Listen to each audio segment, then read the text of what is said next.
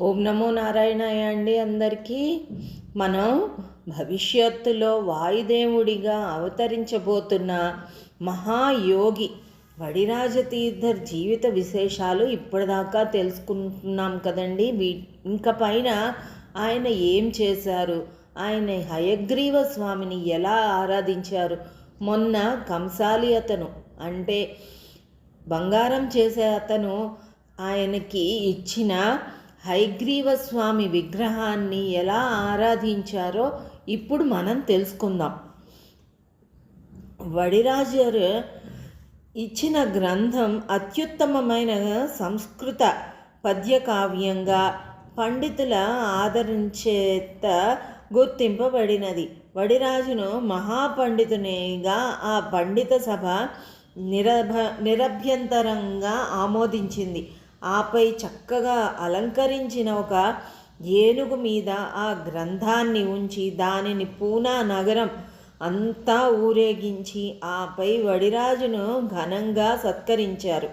ఆ గ్రంథంలో వడిరాజు తత్వవాద సూత్రాలకు అనుగుణంగా చక్కటి ఛందస్సును పాటిస్తూ తన అమోఘమైన జ్ఞానాన్ని ప్రదర్శించారు. పూనా నగరంలో అద్భుత సత్కారాన్ని అందుకున్న తరువాత వడిరాజర్ అక్కడ నుండి పండరీపురం చేరుకున్నారు. అక్కడ ఉన్న పాండురంగ విఠలుని ఆలయంలో కొన్ని వారాలు గడిపారు. ఆ సమయంలో ఒక రోజున ఒక వ్యక్తి వడిరాజరు వద్దకు వచ్చి ఆయనను తీవ్ర స్వరంతో ఇలా నిందించారు. నీకు సంబంధించిన ఒక తెల్ల గుర్రం ప్రతిరోజు నా పొలానికి వచ్చి పొలంలో ఉన్న జొన్న పంటని తినివేస్తున్నది. దానిని తరిమివేద్దామని ప్రయత్నించినప్పుడు అది నా పొలంలో నుండి పారిపోయి ఆ గుడిలో నీవు ఉన్న ప్రదేశం వద్దకు వచ్చి మాయమైపోతోంది. అది ఖచ్చితంగా నీ గుర్రం అయి ఉంటుంది. లేకపోతే నీ వైపు ఎందుకు వస్తుంది? నీ గుర్రం వల్ల నాశనం అయిపోయిన నా పంటకు నష్టపరిహారం నీవే చెల్లించాలి. అప్పుడు వడిరాజు శాంతస్వరంతో ఆ వ్యక్తితో, నాయనా, నా దగ్గర ఏ గుర్రము లేదు. నీకు నమ్మకం లేకపోతే ఇక్కడ అన్ని చోట్ల వెతుక్కో. నీకు ఏదైనా గుర్రం కనిపిస్తే నేను తప్పకుండా నీకు నష్టపరిహారం కడతాను అన్నారు. అప్పుడు ఆ వ్యక్తి ఆ ప్రదేశం అంతా గాలించారు. అయినా అతనికి ఆ తెల్ల గుర్రం కనపడలేదు. ఆ వ్యక్తి తెల్ల ముఖం వేసుకొని వడిరాజర్ ముందు నిలబడ్డారు. అప్పుడు వడిరాజర్ చిరునవ్వు చిందిస్తూ ఆ వ్యక్తితో, నాయనా, నా గుర్రం నీ జొన్న పొలాన్ని తినివేసింది అన్నావు కదా. నేను కూడా నీ వెంట నీ పొలం దగ్గరకు వస్తాను.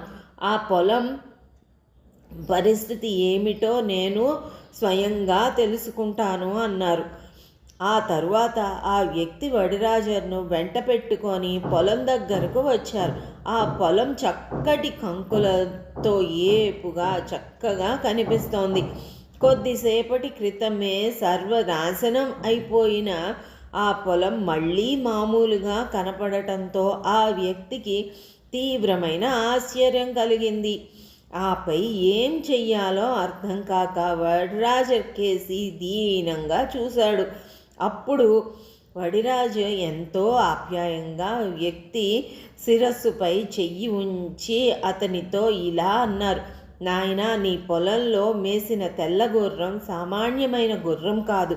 సాక్షాత్తు ఆ హయగ్రీవుడే తెల్లగుర్ర రూపంలో నీ పొలంలో మేశారు. ఆ భగవంతుడిని స్వయంగా చూడగలిగిన నీవు మహాపుణ్యాత్ముడివి అని అన్నారు. ఈ సంఘటనతో ఆ వ్యక్తికి వడిరాజు యొక్క మహత్యం స్పష్టంగా అర్థమయ్యింది. దాంతో అతడు వడిరాజతీర్థర్ పాదాలపై పడి తనకు క్షమాపణ ఇవ్వవలసిందిగా వేడుకున్నాడు.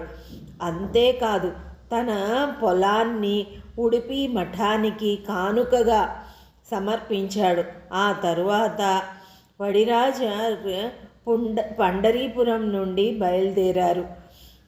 ఆ సమయంలో ఆయన దశావతార స్తుతి అనే ఒక అద్భుతమైన పద్య కావ్యాన్ని వ్రాశారు. ఈ కావ్యం మొత్తం అశ్వత్థాతి అనే విధానంలో వ్రాయబడి ఉన్నది. ఈ పద్యాలను పాడుకుంటుంటే గుర్రం నృత్యం చేస్తున్నట్లుగా కనిపిస్తోంది. హయగ్రీవుడికి మహాభక్తుడైన వడిరాజుకి తన ఇష్టదైవానికి నైవేద్యం పెట్టడం ఎంతో ఆనందకరమైన విషయంగా ఉండేది. బెల్లం, బాదం పప్పులు, నెయ్యి, శనగలతో వండిన పదార్థాన్ని ఉడిపి మఠంలో ప్రతిరోజు తయారు చేసేవారు. ప్రతిరోజు పూజలు అయిపోయిన తరువాత వడిరాజరు మఠంలో తయారు చేయబడిన ప్రసాదాన్ని ఒక పళ్ళెంలో పెట్టుకొని ఆపై దానిని తీసుకొని ఒక గదిలోకి వెళ్ళి తలుపులు వేసుకునేవారు. ఆ తర్వాత ఆ పళ్ళాన్ని తన నెత్తిపై పెట్టుకొని హయగ్రీవ స్వామిని స్మరించుకునేవారు. వెంటనే ఆ గదిలో ఉన్న హయగ్రీవ విగ్రహం నుండి ఒక తెల్లటి గుర్రం బయటకు వచ్చి ఆపై తన రెండు ముందు కాళ్లను వడిరాజర్ భుజంపై ఉంచి మూతిని అతని తలపై ఉన్న పళ్ళెంలో ఉంచి అందులో ఉన్న ప్రసాదాన్ని సంతృప్తిగా ఆరగించేది. ఆ తరువాత ఆయన దశావతార స్తుతిని గానం చేసేవారు. ఆయన ఆ స్తుతి గానం చేస్తున్నప్పుడు ఆ తెల్లటి అశ్వం ఆనందంతో నృత్యం చేసేది. ఇదంతా చూస్తే మనకి ఎలా ఉందండి? ఆ భగవంతుడు ఆయన్ని ఎంత కరుణించారో చూడండి. హయగ్రీవ స్వామి ఈ ప్రపంచంలో ప్రతి మంచివాడికి చాలామంది శత్రువులు ఉంటారు. ఇది సృష్టి ధర్మం. వడిరాజ పెట్టే ప్రసాదాన్ని సాక్షాత్తు హయగ్రీవుడే ఆరగిస్తాడు అన్న ప్రచారం ఉడిపి ప్రాంతంలో ఉండేది. ఈ విషయాన్ని గమనించిన కొందరు అసూయాపరులైన నాస్తికులు ఇలా ప్రచారం ప్రారంభించారు. హయగ్రీవుడు స్వయంగా రావటం ఏమిటి? వడిరాజు పెట్టే ప్రసాదం తినటం ఏమిటి? ఇదంతా పచ్చి అబద్ధం. వడిరాజు ప్రసాదాన్ని గదిలోకి తీసుకువెళ్ళి ఆపై తలుపులు వేసుకొని తానే ఆ ప్రసాదాన్ని తినివేసి హయగ్రీవుడు అశ్వరూపంలో వచ్చి తిన్నాడు అని అందరికీ చెబుతారు. ఆ విషయాన్ని మేము నిరూపిస్తాం అన్నారు. కుండెడు పాలల్లో ఒక విషం చుక్క పడితే ఆ పాలు విషంగా మారిపోతాయి. అలాగే కుచ్చిదుడైన ఒక నాస్తికుడు తన అతి తెలివితేటలతో మొండి వాదంతో 100 మంది దైవభక్తుల్ని హేతువాదులుగా మార్చివేస్తాడు. ఇది అనాది నుండి మానవ సమాజంలో జరుగుతున్న ఒక విష ప్రక్రియ. సాక్షాత్తు దైవానికే నైవేద్యం పెట్టగలిగిన వడిరాజర్ వంచకుడు అని నిరూపించాలని కంకణం కట్టుకున్నాడు ఆ నాస్తికుడు.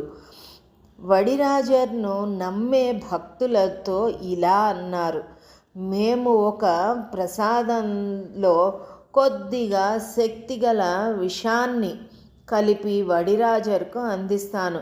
ఆయన ఆ ప్రసాదాన్ని హయగ్రీవుడికి నైవేద్యంగా పెట్టడానికి గదిలోకి తీసుకువెళ్తారు.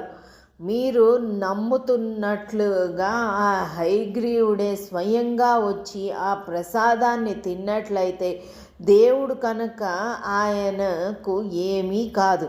కానీ మేము అనుమానిస్తున్నట్లుగా వడిరాజరే ఆ ప్రసాదాన్ని స్వయంగా తిన్నట్లయితే ఆయనకు ఆ ప్రసాదంలో ఉన్న విషం వల్ల వాంతులు విరోచనాలు అవుతాయి. దాంతో ఆయన రంగు బట్టబయలు అవుతుంది. దైవాన్ని నిష్కల్మషంగా ఆరాధించటం తప్ప మరేమీ తెలియని ఆ వడిరాజర్కు ఎంతో సంతోషంతో ఆ నాస్తికులు కపట భక్తిని నటిస్తూ ఇచ్చిన ప్రసాదాన్ని తీసుకువెళ్ళి హయగ్రీవుడికి సమర్పించారు. అశ్వరూపంలో వచ్చిన హయగ్రీవుడు ఆ ప్రసాదాన్ని కొంచెం కూడా మిగల్చకుండా సంపూర్ణంగా ఆరగించారు. సాధారణంగా ప్రతిరోజు హయగ్రీవుడు కొంచెం ప్రసాదాన్ని పళ్ళెంలో వదిలివేస్తారు. కానీ దీనిని వడిరాజర్ కళ్ళకు అద్దుకొని నోట్లో వేసుకుంటారు. అయితే ఈరోజు పళ్ళెంలో కొంచెం కూడా మిగల్చకుండా హయగ్రీవుడు తినటంతో వడిరాజర్కు ఏదో అనుమానం వచ్చింది. ఈ అనుమానం ఆయన ఎలా తీర్చుకున్నారు అనేది మనం వచ్చే భాగంలో చూద్దాం. ఓం నమో నారాయణాయ.